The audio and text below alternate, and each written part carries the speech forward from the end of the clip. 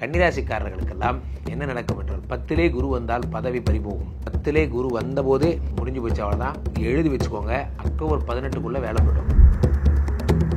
கன்னிராசிக்காரர்களுக்கு 10ஆம் இடத்தில் இருக்கக்கூடிய குரு மிகப்பெரிய ஆபத்து. விரையாதிபதி ஆட்சி எனும் பொழுது பணமெல்லாம் விரயமாகுது. எங்கே போகுதுன்னே தெரியல சார். சுக்கிர பகவான் 11ஆம் இடத்துல இருக்கும்போது காதல் வரும். இந்த கொடூரத்துலேயும் உங்களுக்கு ஒரு காதல் வேற வருது. இப்போ வேலையும் போகுது, காசும் இல்லை. ஆனால் இந்த காதலுக்கு ஒன்றும் என்ன,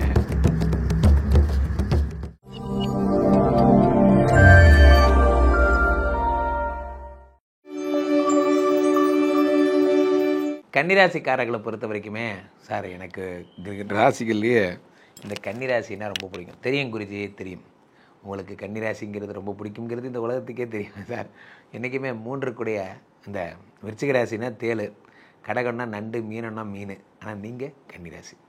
50-60 வயசானாலும் நீங்கள் கன்னிராசி தான்.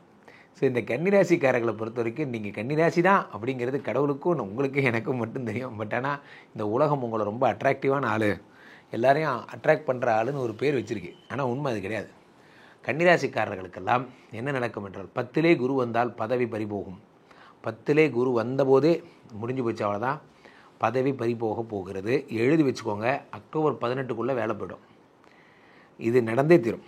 ஆனால் இந்த அக்டோபர் 18க்கு அப்புறம் குரு பகவான் 11ஆம் இடத்துக்கு வரும்பொழுது அக்டோபர்லேருந்து சார், இந்த 1001 படம் பார்த்தீங்கன்னா உங்களுக்கு தெரியும். அதில் அந்த ஹீரோயின் வந்து என்ன பண்ணுவாங்கன்னா, அந்த பாலைவனத்துக்குள்ளே போவாங்க.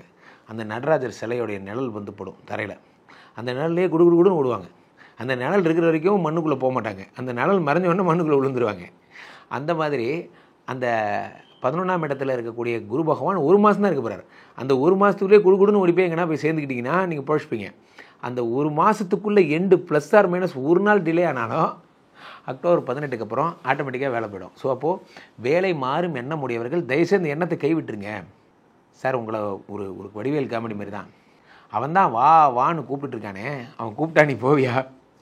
அது ஒரு சின்ன பையன், கல்லை கொண்டு ஏறினான், என்னென்னமோ பேசுகிறான், ஏகவசனம் பேசுகிறான். அவன் பேசுவான்டா, அவன் கூப்பிடுறதே அதுக்காக தான். இங்கே இருக்கிற எல்லாருமே எடுத்தாச்சா, எல்லாம் கிடைச்சாதான் அவங்ககிட்ட வந்திருக்கான் அப்படிங்கிற மாதிரி ஒருத்தர் உங்களை வாண்டடாக உங்கள் கம்பெனி விட்டு எப்படியாவது அனுப்பணுங்கிறதுக்காகவே வாங்க சார் வரலாம், தொடர்ந்து ஒர்க் பண்ணிகிட்டே இருந்தால் கூகுளில் வேலை கிடைக்கும். கூகுளில் வேலை கிடைக்குமா? ஆமாம் சார், உகாண்டாவில் கூகுள் பிளான்ட்டை ஓப்பன் பண்ணுறாங்க, உங்களுக்கு தான் வேலை. உகாண்டாவில் கூகுள் பிளான்ட் எங்கேப்போ ஓப்பன் பண்ணாங்க? சொல்லும் போதெல்லாம் நல்லா தான் சார் சொன்னான், இவன் சொல்கிறத நம்பி நான் வந்து இது மாதிரி பண்ணிட்டு வந்தேன் சார் போன்ற விஷயங்கள் எல்லாம். கன்னிராசிக்காரர்களுக்கு 10ஆம் இடத்தில் இருக்கக்கூடிய குரு மிகப்பெரிய ஆபத்து. 10க்குடைய புதன் 12ஆம் இடத்தில் மறைந்திருக்கிறார் சார், சும்மா கிடையாது. 10க்குடைய புதன் 12ஆம் இடத்துல சூரியனோடு சேர்ந்து மறைந்திருக்கிறார். இந்த சூரியன் 12 கூடியவன் ஆட்சி பெற்ற விரையாதிபதி ஆட்சி எனும் பொழுது பணமெல்லாம் விரயமாகுது. எங்கே போகுதுன்னே தெரில சார். சம்பாதிக்கிற மாதிரியே இருக்குது, வர்ற மாதிரியே இருக்குது, போகிற மாதிரியே இருக்குது.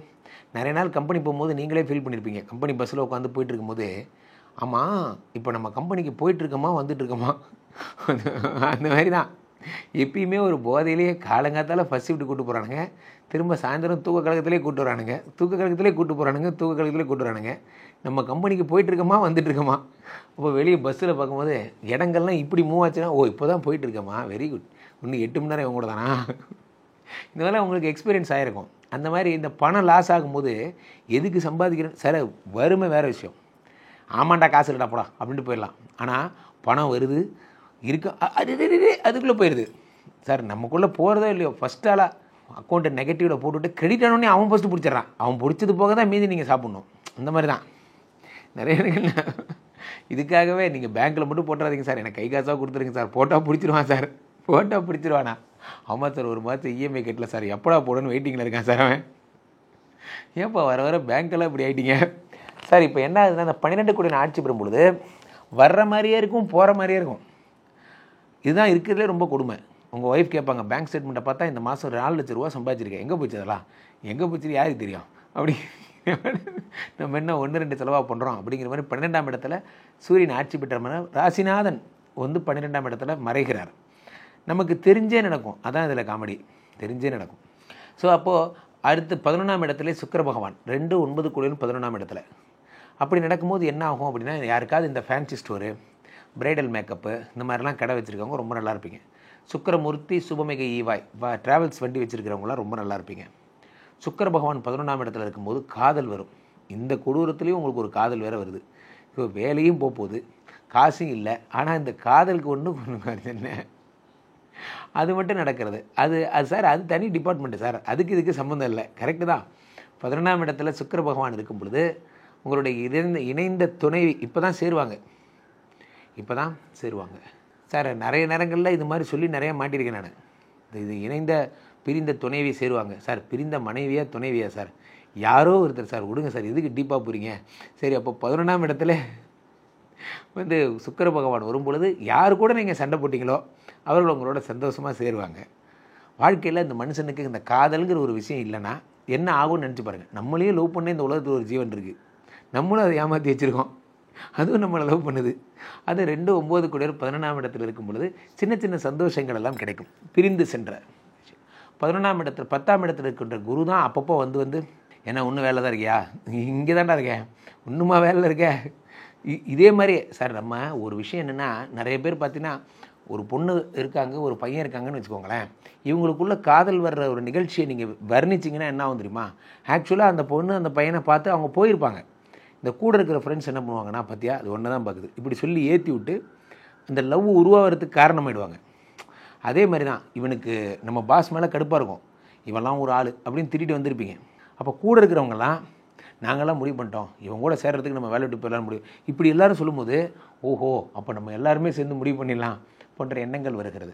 நன்றாக புரிந்து கொள்ளுங்கள் கன்னிராசிக்காரர்களே, உங்களுக்கு பணம் பற்றாக்குறையாகும், வேலை போகக்கூடிய நிலைமை. இந்த நேரத்தில் ரொம்ப ஜாக்கிரதையாக இருக்கணும்.